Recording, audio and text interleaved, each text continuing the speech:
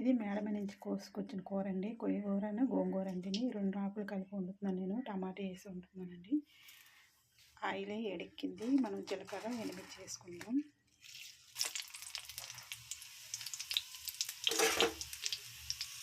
ఉల్లిపాయలు పచ్చిమిర్చి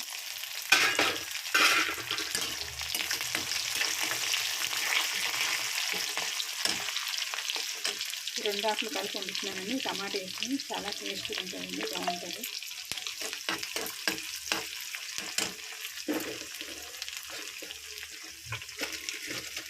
కాస్త సాల్ట్ వేస్తాను, ఉల్లిపాయలు బాగా మగ్గుతుంది.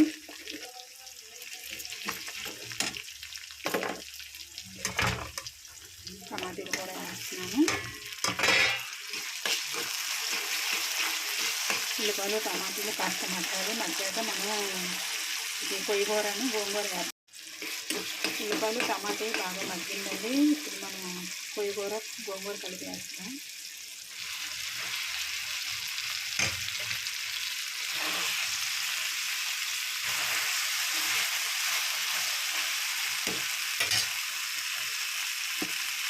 పచ్చిమిర్చి వేసుకుని కొద్ది కారం వేద్దామండి.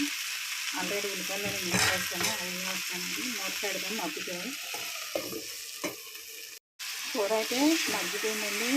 కూర ఎంత వారం మగ్గిపోయింది. ఆకుకూర అయితే ఈజీగా మగ్గిపోతుందండి. మనం కాస్త నీరేసి